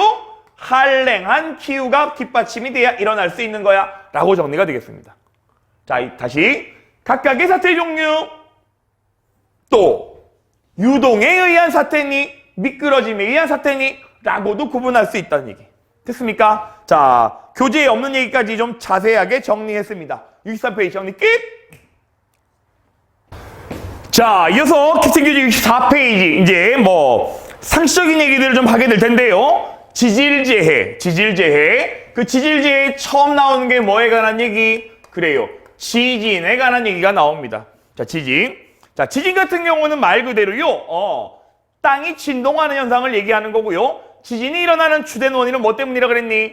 뭐 화산 활동에 의한 것도 있고 지하 공동의 붕괴에 의한 것도 있지만 대부분 뭐 때문에? 단층 활동 때문에 일어나는 거야 라는 정도 알아두시면 되겠고요. 자, 지진이 일어난다라면 어떤 피해를 주니? 자, 지진에 의해 뭐 일어날 수 있다? 그래요. 바로 뭐 산사태가 일어날 수 있겠고요. 사태가 일어나는 데 있어서 보다 큰 영향을 주는 건 뭐다? 토양의 액상화. 액상화라는 게 뭐라 그랬니? 액상화가 뭐예요? 고체이던 토양이 액체처럼 유동성을 갖게 되는 현상을 액상화가 일어난다면 사태가 더 잘 일어날 거야. 또 아울러 우리 이미 얘기했었다, 그지? 지진에 의한 해일, 쓰나미에 관한 얘기. 자, 쓰나미 다시 한번 정리할게요. 이렇게 육지가 있고요. 바다가 있다라면 지진에 의해 바닷물이 육지를 덮치게 되는 현상을 얘기하는 건데 이렇게 파도가 있다라면 이러한 걸로 나타난다 그랬지. 자, 뭔 얘기였다? 정리하는 게 해안가로 접근할수록 수심이 어떻게 된다고요? 얕아짐으로 인해 다른 건 모르더라도 이건 알자고. 파도의 진행 속도는 감소하고요. 파도의 높이는 어떻게 된다고? 증가한다. 요 정도는 좀 기억을 하셔야 되겠습니다. 지진에 의한 피해. 그 다음에 이제 우리가 얘기해야 될 게 뭔 얘기가 나오냐? 지진 피해에 대한 대책. 자, 지진 피해를 막기 위해서는 기본적으로 뭐 해야 된다? 내진 설계를 강화해야 된다. 다음에 지진 예보 시스템. 그래요. 지진 경보 시스템. 뭐 뻔한 얘기들이 되겠고 이 정도는 상식으로 좀 알아둡시다. 지진이 발생하는 걸 예측하는 방법. 처음 나온 게 뭐니? 지진파 속도 변화. 왜? 지진파 속도가 변한 이유는 뭐 때문입니까? 지구 내부 물질들의 구조가 변하기 때문에. 진동하기 시작한다라면 내부 구조 변화에 의해 뭐다? 매질이 달라지는 꼴이지, 그지? 또 아울러 지하 내부가 진동하게 되면 지하수 수위, 지하수를 많이 머금게 되냐, 덜 머금게 되냐, 지하수량이 달라진다는 얘기고요. 대규모 지진이 일어나기 전엔 소규모 지진들이 자주 발생한대. 또 아울러 지구 내부에 있던 라돈가스 방출량도 변화하게 됨으로 인해 뭐구나? 곧 지진이 일어날지도 몰라 라는 걸 예측할 수 있다는 얘기. 간단한 얘기들입니다. 자, 이어서 65페이지 또 뭔 얘기가 나오니? 화산에 관한 얘기가 나온다, 그지? 화산. 자, 화산의 의한 피해는 우리 앞서 자세히 다 다뤘었다, 그지? 주로 뭐였었니? 고체의 상태 뭐 있었냐? 화산 쇠설물들. 특히나 쇠설물 같은 경우는 뭐 조심해야 된다 그랬냐? 화산 쇠설류에 의한 피해를 받게 된다고 얘기했었죠. 또 아울러 얘 말고 뭐까지 중요하게 다뤄지는 거요? 바로 뭐? 화산재까지. 화산재는요 어디까지 올라간대? 성층권까지 올라감으로 인해 뭐 하게 된다고요? 태양 복사 에너지 차단에 의해 지표면의 온도를 낮추는 역할을 하게 된다. 됐습니까? 또 액체 상태의 분출물 뭐에 의한 거? 용암류에 의한 피해. 그래서 용암류에 의한 피해 같은 경우는 이 정도는 좀 확인합시다. 뭐다. 화산 같은 경우는 뭐 있었니? 현무암질과 유문암질 용암이 있었지, 그지? 그러면 용암류에 의한 피해는 현무암질과요, 유문암질 중에 누가 피해가 더 크다? 당연히 용암류는 흘러가는 거에 의한 피해를 받는 거니까 유동성이 큰 현무암질 용암류엔 피해가 더 클 거예요. 됐습니까? 다음에 기체 상태에 뭐라 그랬냐?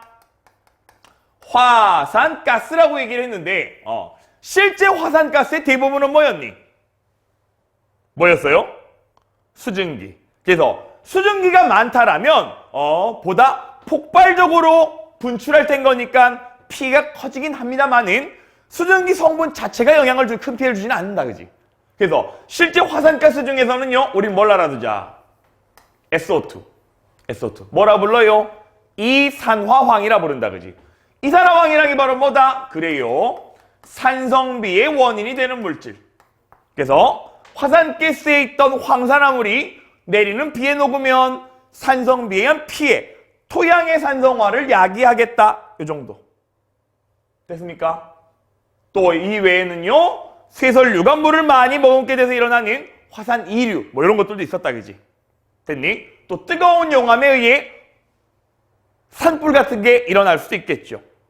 됐습니까? 자, 그래서 이처럼 화산 같은 경우는 전부 다 뭐다? 피해를 주긴 한데 의외인 장점이 있기도 했었다, 그지? 어떤 게 있었니? 지구 내부의 물질들이 뿜어져 나옴으로 인해 토양을 비옥하게 만드는 효과가 있었고요. 또 아울러 화산이 있어요. 지구 내부 에너지가 원활하게 분출돼 지열 에너지를 이용해 온천 같은 게 발달할 수 있겠고요. 또 뭐까지? 관광산업. 관광. 또 뭐다요? 지열 에너지. 이런 것들을 활용할 수 있는 의외의 장점들도 있겠다. 됐습니까? 자, 다음 나오는 게 화산 피해 대책. 화산 분출을 예측할 수 있다라면 대비할 수 있겠지. 아예 원천적으로 막을 수는 없을 거예요. 워낙에 지구 내부가 크기 때문에. 그러면 어떻게 화산 분출을 예측하니? 그래요. 지진 발생 빈도가 뭐하다? 증가한다라면 곧 터질지도 몰라. 또 당연히 뜨거운 용암이 곧 분출할 텐 거니까 지표의 온도도 증가하겠죠. 또 용암이 점점점 올라오게 되면 뭐 되냐? 마그마가 받고 있는 압력 감소에 의해 기체 용해도가 어떻게 된다고요?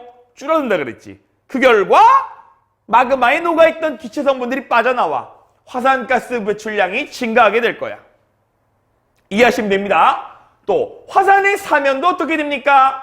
증가해요. 이건 뭔 얘기냐면 잘 봐봐. 화산이 이렇게 있었거든. 근데 어떻게 되냐? 지구 내부에 있던 용암이 뿜어져 나오려고 하다 보니까 이렇게 경사가 있던 것들이 뿜어져 나와요. 어떻게 돼요? 경사가 가팔라진다고. 이러한 것들에 의해 우리는 뭐 할 수 있다요? 화산 분출을 예측할 수 있을 거야. 정리 끝! 자, 다음 나오는 지질재해 뭐가 나옵니까? 사태라는 게 나온다. 사태. 자, 여기서 말하는 사태, 특히나 우리나라 같은 경우는요, 주로 뭐에 의해? 집중호우가 일어나는 언제? 여름철. 집중호우에 의해 주로 일어나겠고요. 집중호우에 의해 뭐다? 산사면이 흘러내리는 산사태가 주로 일어나. 산사태가 일어난다면 많은 인명, 재산 피해를 받게 됨으로 인해 사태를 어떻게 해야 되느냐? 막아줘야 되겠다. 앞서 우리 사태 방지하는 방법에 대해서 이미 다루긴 했었다고요. 뭐 다뤘었냐? 사태 방지 뭐 할 때 나왔냐? 토양 유실을 방지하기 위해 뭐 한다고요? 다락론, 계단식론, 또 뭐 있었니? 사방댐까지. 다락론과 사방댐. 그래. 자, 이어서 여기서도 마찬가지 산사태를 방지하기 위한 여러 가지 장치들이 나오는데요. 그 중에 하나가 뭐다? 배수시설. 그 다음에 뭐다? 숏크리티, 철망, 옹벽. 자, 일단은 배수시설 같은 경우는요, 표충수 흐름을 전환시킨대. 다시 말해, 앞서 우리가 얘기했다시피 마른 모래, 젖은 모래, 물을 흠뻑 먹으면 모래가 있다라면 어느 게 사태가 잘 일어났니? 흠뻑 먹으면 모래가 잘 일어났지, 그지? 따라서 표충수 사면에 거칠 흐르는 물을 원활하게 배출시킴으로 인해 산사면이요, 물을 머금어서 마찰력이 줄어드는 걸 방지하는 거. 됐습니까? 됐어요? 자, 마찰력 방지를 이용한 거고요. 위에 나와 있던 다락론과 사방댐 같은 경우는 어떤 원리였니? 그래요. 물이 흐르는 속도를 줄여주는 원리였다라면 배수시설은요, 마찰력을 줄어드는 걸 방지하기 위한 장치겠다. 나머지 숏크리티, 철망, 옹벽 같은 경우는 사면 일부를 뭐니? 시멘트, 철망, 콘크리트 등으로 막아버림으로 인해 사면이 흘러내리는 현상, 사태를 방지하는 장치가 되겠습니다. 사태 방지 끝! 어렵지 않은 얘기들, 상식적인 얘기들이겠고요. 그나마 좀 신경 쓰셔야 될 거는 배수시설을 하는 이유가 뭐니? 라는 얘기들만 좀 신경 쓰시면 되겠습니다. 자, 이어서 우리는 66, 67페이지 이어지는 기출문제 변형 도전! 자, 66페이지 첫 번째 기출문제 변형 풀어봅시다. 자, 경사면 퇴적물 나타나있다, 그죠? 나와 있는데, 자, 차이가 뭡니까? A냐, B냐, C냐. 자, 칠판보다는 교재 그림이 더 잘 보일 겁니다. 아까 전에 언급했던 공극에 뭐다? 물이 들어있다. 자, 가에서 경사각이 커지면 F가 뭡니까? 사면 방향대로 작용하는 힘일 테니까 F가 뭐다? 그래요. 구동력에 해당하는 힘이 되겠네. 따라서 구동력 같은 경우는 사인값에 비례하기 때문에요. 경사각이 커지면 F는 증가할 거예요. 나에서 AS의 안식각은요, 마른 모래, 젖은 모래, 물 흠뻑 모래가 되겠다, 그지? 앞서 얘기했다시피요, 젖은 모래, 다음은 뭐가 돼? 마른 모래, 마지막이 물 흠뻑 모래가 될 거예요. 안식각이 클수록 사태가 잘 안 일어날 테니까. 다음, 퇴적물 구성한 모래 양이 많아질수록 사면할 정도 작아지니? 이건 뭔 말이야? 퇴적물 구성하는 모래의 양이 많아질수록.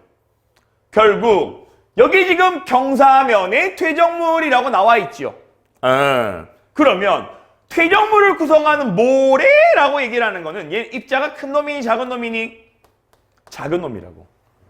퇴적물이 모래가 아니라 뭐다? 자갈이 줄을 이뤘다라면 사태 잘 일어나 안 일어나? 안 일어나. 입자가 작은 모래 양이 많아질수록 사태가 잘 일어나겠죠. 사면의 안정도는 작아지게 되겠네. 입자 크기 때문이라고 생각하시면 됩니다. 다음, 마찰력이 F보다 클 때 구동력보다 크다라면 사태 일어나요? 일어나지 않겠지. 마지막, 나의 C와 같은 경우 물을 흠뻑 머금었네. 포행할 사태가 일어납니까? 아니. 포행보다는 뭐가 일어나니? 토성류와 같은 흐름이 일어나겠지. 왜? C와 같은 경우는요, 굉장히 뭐하니? 빠르게 될 텐 거니까. 따라서 X가 될 겁니다. 자, 67페이지 나와 있는 두 번째 문제. 그림가의 A와 B는, 자, 그림 반전이 잘 안 보이려면 모르겠습니다만, A가 뭡니까? 교재 그림 잘 보시면 뭐니? 흙이 막 물을 많이 머금은 상태로 흘러내려. 바로 A가 뭡니까? A가 뭡니까? 흐름. 토성류에 관한 얘기가 되겠고요. B가 바로 뭐예요? 우와, 나무가 이렇게 굽어 자랐네. 바로 뭐에 관한 얘기? 포행에 관한 얘기가 될 겁니다. 그래서 앞서 흐름과 포행에 대해서는 이미 정리가 됐었다, 그지? 물의 양이 많은 게 흐름, 속도가 빠른 게 흐름. 정리됩니까? 따라서 물의 함량이 적고요, 속도가 느린 기억이 뭐니? B, 포행에 해당하겠고요. 물의 양이 많고요, 속도가 빠른 게 바로 A, 흐름에 해당할 거예요. 끝났네. 자, 그러면 가계의 협의 사태를 나이 찾으면 A가 뭐다? 니은이 되겠고요. 흐름. B가 뭡니까? 기억에 해당하겠네. 가의 A는 우리나라에 주로 언제? 여름철. 특히나 장마철에. 나의 B는 주로 언제니? 포행은요? 언제냐? 어디냐? 한대지방. 물이 동결작용이 일어나야 될 텐 거니까. 사방댐은 가의 A와 같은 거. 사방댐이 뭐 한다 그랬니? 그래요. 물이 흐르는 속도를 뭐 한다고요? 낮춰주는 거니까 가의 A와 같은 게 맞아야겠죠. 마지막, 물의 동결과 관련된 것은 뭐다? 당연히 포행이 되겠네. 됐나요? 자, 67페이지 마지막 문제 풀어보도록 하겠습니다. 대표적인 지질재해. 그래, 마그마가 분출하는 게 화산이고요. 화산에 의한 피해가요, 예방대책이요, 이런 게 있어. 단층 활동에 주로 일어나는 게 지진. 얼랄라, 그럼 A는 뭐냐? A는 집중호우에 일어나고요, 지진에 의해 일어나고요, 화산에 의해 일어난 A가 뭘까요? 바로 뭐가 되겠다? 사태가 되겠다. 자, 그러면 A에 해당하는 건 사태에 끝났네. 사태. 기억에는 화산의 예방대책. 따라서 화산의 전조현상 뭐가 될까요? 지열변화. 맞게 되겠다, 그지? 화산 활동이 일어나기 전에 지표면 온도가 올라갈 텐 거니까. 자, 기억에는 화산 예방하는 게 사방공사가 아니죠. 기억이 아니라 뭐다? 니은에는 사태를 예방하는 게 사방공사라고 해야겠죠. 사방공사, 사방댐 같은 맥락의 것이라고 보시면 되겠고요. 네 번째, 니은에는 배수시설 설치가 포함되어 있다. 그래, 배수시설 정비다 뭐. 그게 그 얘기지, 그지? 다음은 성층권에서 성층권까지 도달하는 화산 분출물은 뭐다? 입자가 작은 화산재가 되겠고요. 얘는 기온을 뭐한다? 낮춰. 왜? 태양 복사 에너지를 차단하기 때문에. 마지막, 지진에 의한 해일은 해안가로 접근할수록 파고가 높아지고요, 속도는 느려질 거야. 됐습니까? 자, 이로써 지질재의 단어가, 지질재가 말머리가 됐으면, 자, 오늘 정리한 건 뭐다? 풍화와 사태, 그 다음에 안식각, 사태의 종류, 화산, 지진 사태에 대한 지질재까지 정리가 끝났습니다. 자, 이로써 고체지구 변화가 끝났고요. 다음 시간 유체지구 변화로 다시 돌아오겠습니다. 수고하셨습니다. 키틀 신부장입니다.